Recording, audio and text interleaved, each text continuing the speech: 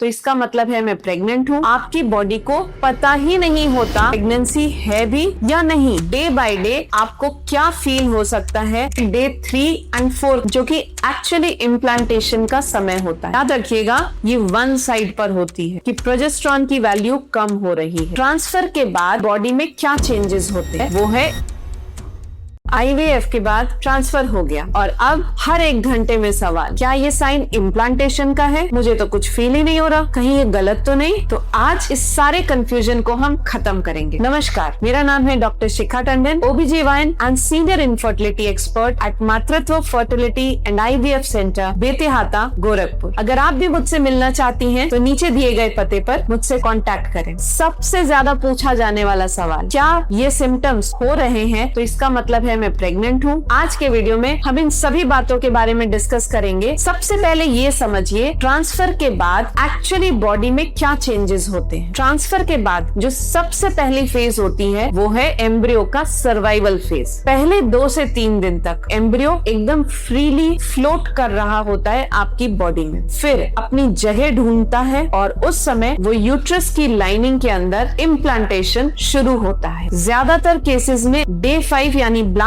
Transfer हुआ है तो ये इम्प्लांटेशन की फेज ट्रांसफर से 2 या 3 दिन पर होती है। लेकिन अगर आपका डे 3 एम्ब्रियो ट्रांसफर हुआ है तो ये इम्प्लांटेशन फेज और ज्यादा समय ले सकती है, 5 से 7 दिनों का। इम्प्लांटेशन होने तक आपकी बॉडी को पता ही नहीं होता कि प्रेगनेंसी है भी या नहीं। अब हम बात करने वाले हैं डे बाय डे आपको क्या फील हो सकता है ताकि आपको पता चले कि प्रेगनेंसी इम्प्लांट हुई है या नहीं। मैं बात करने वाली हूँ डे 5 ब्लास्ट ट्रांसफर को देखते हुए, क्योंकि यही आजकल सबसे ज्यादा कॉमनली किया जाता है। डे 1 और 2, डे 1 और 2 में एम्ब्रियो केवल फ्लोटिंग फेज में होता है और इस टाइम आपकी बॉडी में कोई ऐसे सिम्टम्स नहीं होते हैं। इस समय पर अगर आपको ब्लोटिंग या गैस या हेवीनेस फील हो रही है तो ये प्रेगनेंसी की वजह से नहीं है, आपको दी हुई प्रोजेस्टेरॉन की मेडिसिन की वजह से है। डे 3 और 4 जो कि एक्चुअली इम्प्लांटेशन का समय होता है, पर ज्यादातर लेडीज को इस समय पे बहुत ज्यादा सिम्टम्स नहीं फील होते हैं। कुछ लेडीज इस समय पर हेवीनेस या कुछ क्रैम्प्स या पेन फील कर सकती हैं। इम्प्लांटेशन एक पेनफुल प्रोसेस नहीं है। ज्यादातर लोग ऐसा सोचते हैं कि जब इम्प्लांटेशन हुआ होगा तो पता चलेगा, पर ऐसा नहीं होता। डे 5 और 6 HCG प्रोडक्शन स्टार्ट होता है। अब डे 5 और 6 पर लगभग इम्प्लांटेशन कंप्लीट हो चुका होता है। HCG का हार्मोन धीरे धीरे इंक्रीज करना शुरू होता है, लेकिन इसकी वैल्यू इतनी कम होती है कि ज्यादातर लेडीज को कोई सिम्टम्स नहीं होते,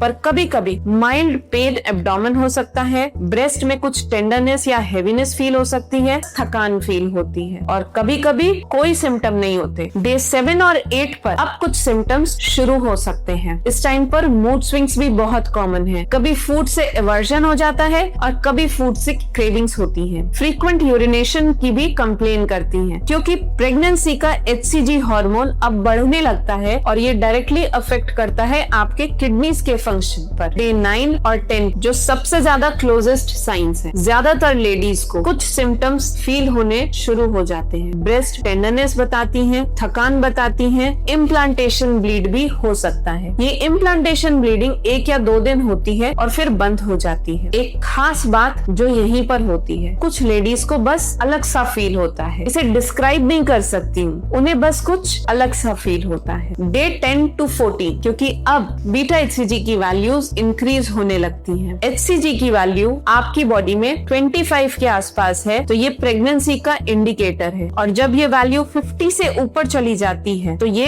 अच्छी प्रेगनेंसी की तरफ इंडिकेट करती है। 48 घंटे के अंदर HCG की वैल्यू को डबल हो जाना चाहिए। ये स्ट्रॉन्गेस्ट इंडिकेटर है हेल्दी प्रेगनेंसी का। अब हम बात करने वाले हैं उन साइंस की जो डायरेक्टली आपको बता सकते हैं कि इम्प्लांटेशन हुआ है या नहीं। सबसे पहले आता है इम्प्लांटेशन ब्लीड। ट्रांसफर होने के 10वें से 12वें दिन के आसपास होता है। ज्यादातर पिंक या ब्राउन कलर का डिस्चार्ज होता है, 1 से 2 दिन के बाद बंद हो जाता है, लेकिन ये सबको नहीं होता है। दूसरा साइन होता है माइल्ड क्रैम्प्स। याद रखिएगा ये वन साइड पर होती है, दोनों साइड्स पर पुलिंग नहीं फील होती, पर किसी एक साइड पर जहाँ इम्प्लांटेशन हो रहा होता है, हल्का हल्का पेन महसूस होना भी इम्प्लांटेशन का साइन है। तीसरा साइन है बेसल बॉडी टेम्परेचर। प्रेगनेंसी होने के बाद बॉडी का बेसल टेम्परेचर इंक्रीज्ड रहता है। इसके ड्रॉप होना सिग्निफाई करता है कि प्रोजेस्टेरॉन की वैल्यू कम हो रही है। चौथा साइन है प्रोजेस्टेरॉन के सिम्टम्स। ये काफी मिमिक करते हैं प्रेगनेंसी के सिम्टम्स के साथ। थोड़ा ब्लोटिंग फील होना, पेट में हेवीनेस फील होना, दोनों की ही वजह से हो सकता है। जब डे 7-8 के बाद HCG का प्रोडक्शन भी इंक्रीज होता है तो प्रेगनेंसी की वजह से होने वाली ब्लोटिंग और हेवीनेस इंक्रीज हो जाती है। पांचवा साइन है heightened sense of smell. Smell बहुत तेज महसूस होती है,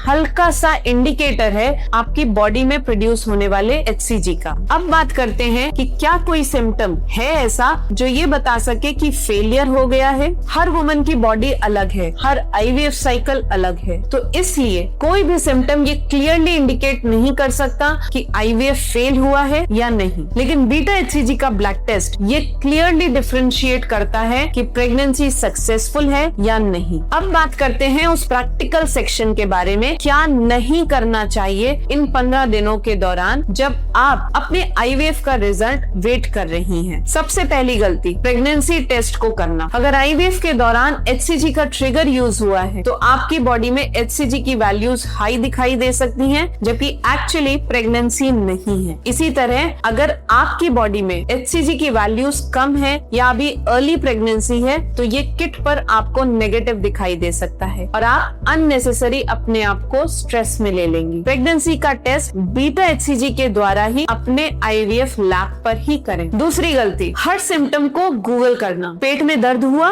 क्या ये प्रेगनेंसी का सिम्टम है? नोजिया हो रहा है, क्या ये प्रेगनेंसी का सिम्टम है? सबसे कॉमन गलती जो पेशेंट्स अक्सर करते हैं, हर सिम्टम को गूगल को नहीं अपने डॉक्टर को बताइए और वो आपको सही गाइडेंस देंगे। और तीसरी गलती, प्रोजेस्टेरॉन या बाकी की मेडिसिन को बंद कर देना। सिम्टम्स नहीं थे तो आपको लगा कि शायद प्रेगनेंसी नहीं है और बिना डॉक्टर की एडवाइस के आपने प्रोजेस्टेरॉन की मेडिसिन बंद कर दी। ये सबसे खतरनाक मिस्टेक जो आप कर सकती हैं। तो कभी ऐसी गलती मत करिए, बिना अपने डॉक्टर की एडवाइस के कभी भी मेडिसिन बंद नहीं करनी है। चौथी गलती, ज्यादा रेस्ट करना या ज्यादा एक्टिविटी करना। ये दोनों ही नुकसानदायक हैं आपके IVF की सक्सेस रेट के लिए। Normal daily routine, gentle walking, इन सब को कंटिन्यू करिए even after your embryo transfer. अगर आप जानना चाहती हैं कि बीटा HCG पॉजिटिव होने के बाद अब अगले 3 महीने हमें कैसे सेफली नेविगेट करना है तो उस पर भी मैंने एक डिटेल्ड वीडियो बनाया है जिसका लिंक आपको डिस्क्रिप्शन में मिल जाएगा। मैं ऐसे ही इंफॉर्मेटिव वीडियोस बनाती हूँ ताकि आपकी मदद कर सकूं। जल्द ही मिलती हूँ आपसे अगले वीडियो में। नमस्कार।